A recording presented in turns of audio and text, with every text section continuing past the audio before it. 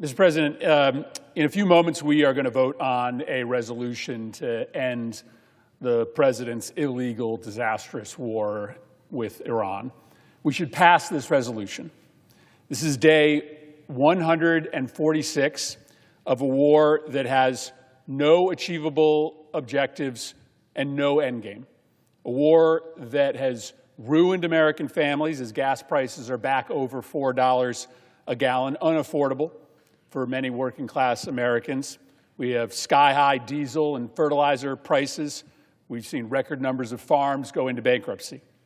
This is a war that has made Iran stronger, a war that has depleted American munitions so dangerously that we are now exposed without the munitions and interceptors necessary if there was an actual threat posed to the United States elsewhere around the world. This war has been an unmitigated disaster from start to finish.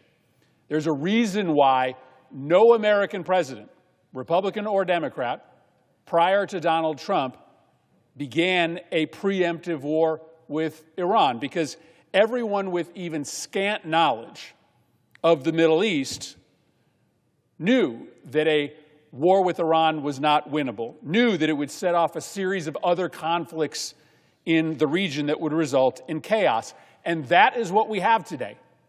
Chaos.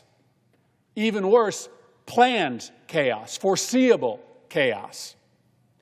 Every day, as we speak, Iran strikes its neighbors: Israel, Kuwait, the UAE, Saudi Arabia, Jordan, Qatar. Every day, Iran strikes U.S. forces and are basing in the region.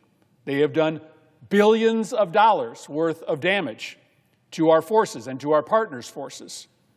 Our war against Iran has set off other wars. Israel has invaded Lebanon. In that country, 4,300 people have been killed. 12,000 have been wounded. 1.2 million Lebanese have been displaced from their homes. Let me say this again. The war with Iran has set off another war in which 4,300 people have been killed and 1.2 million people have been displaced from their homes. And this week, a new conflict is breaking out between the Houthis in Yemen and Saudi Arabia.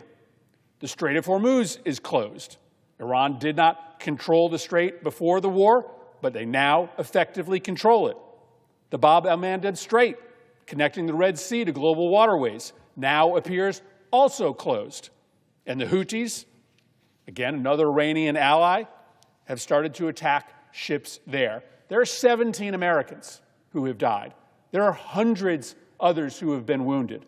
Almost 2,000 Iranian civilians have died, including 250 children.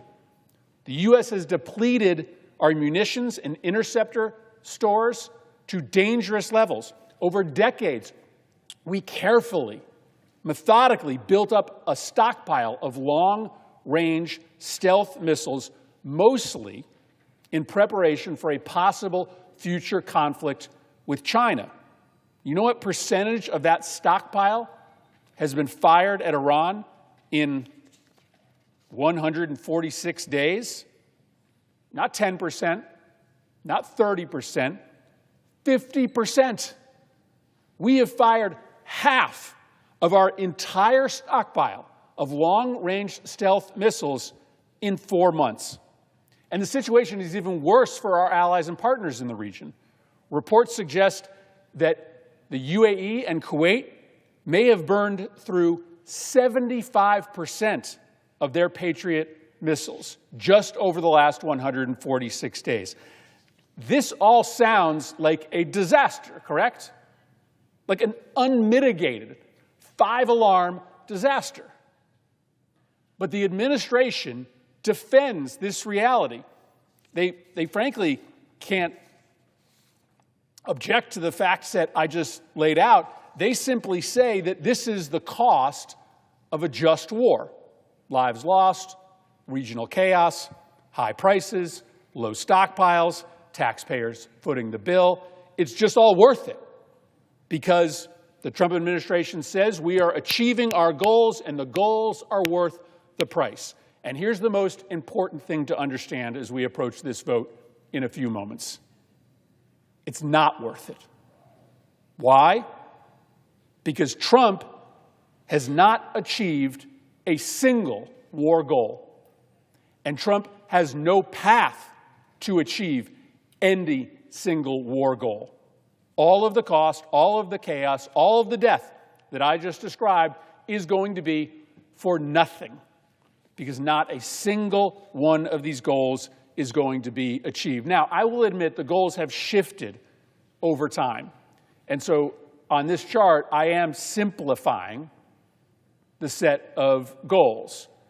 But the first goal has been articulated many times in different forms by the administration: regime change. In Trump's video announcing the beginning of the war, he says, when we are finished with this campaign, the Iranian people should, quote, take over your government. It will be yours to take. This will probably be your only chance for generations. There is also extensive reporting on the plan led by the Israelis, but supported by the United States, to replace the old regime with leaders friendly to the United States and Israel. But here's the reality. Yes, this war has taken out the previous leadership. But what has happened is that the old regime has simply been swapped for a new generation of revolution-era ideologues that are younger, that are more emboldened, and that are less compromising. The new Ayatollah is well known to be a prominent hardliner. He has surrounded himself with other hardliners, leaders of the Quds Force, those with a history of brutal repression of dissidents inside Iran. And they feel emboldened because they have survived this war. They have emerged controlling the country. They've taken America's best shot, and they are still in charge. The president at one point tried to claim that this goal had been effectuated, that because the old Ayatollah is dead and there is a new Ayatollah, by definition, they had succeeded in regime change.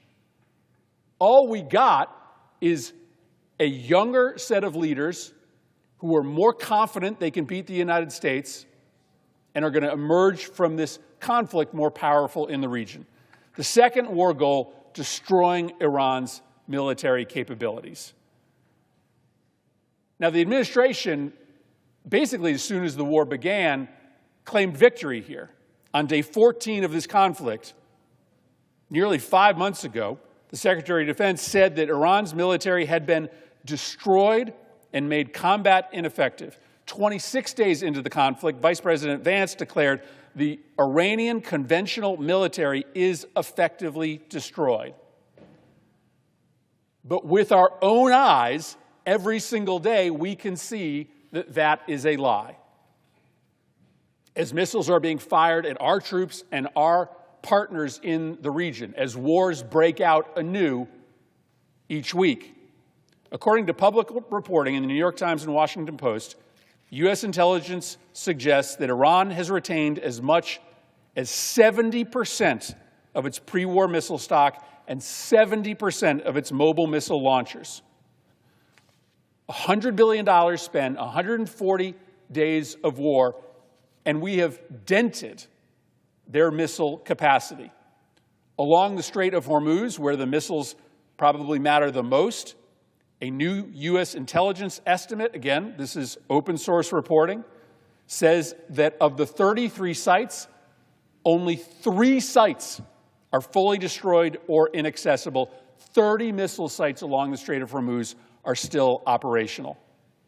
Military intelligence agencies have also reported that Iran has regained access to 90% of the underground missile storage that we have hit.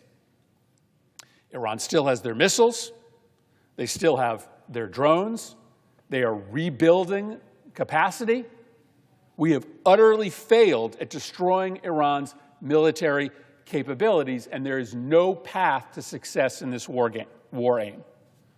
Finally, the third goal, eliminate Iran's nuclear program and ensure that they can never acquire a nuclear weapon. This is, of course, a goal that has been shared by Republicans and Democrats. And as Trump has said, this is the only thing that matters. Secretary Hegseth reiterated several times at the hearing yesterday that the primary objective of the war is now to make sure that Iran doesn't have a nuclear weapon. But let's just be clear about the facts. According to the IAEA, Iran still has a stockpile of about 970 pounds of highly enriched uranium. That stockpile still exists in the country. Reports suggest that they have moved their highly advanced centrifuges to a place called Pickaxe Mountain and buried them so deep that no airstrike can impact them. And most importantly, because Donald Trump pulled out of the previous nuclear agreement, which had frozen Iran's nuclear research program, Iran has gained the knowledge to enrich uranium up to 60%, which everybody knows is effectively weapons grade. And there's no military strike that can erase that fact. This is a reality that Donald Trump created. Now, Trump's theory is that this military campaign is going to push Iran to the negotiating table, and the result will be a deal, a nuclear deal, that's better than the one that Iran signed. But this is fantasy. There is no world in which Iran, after this war, agrees to more than they agreed to in the JCPOA. And you just can't avoid the facts here. The primary reason is that we will have less leverage in these negotiations than the Obama administration had. Why is that? One, this regime is harder line, less willing to negotiate and compromise than the administration Obama was negotiating with. Second, there is no fear of U.S. airstrikes.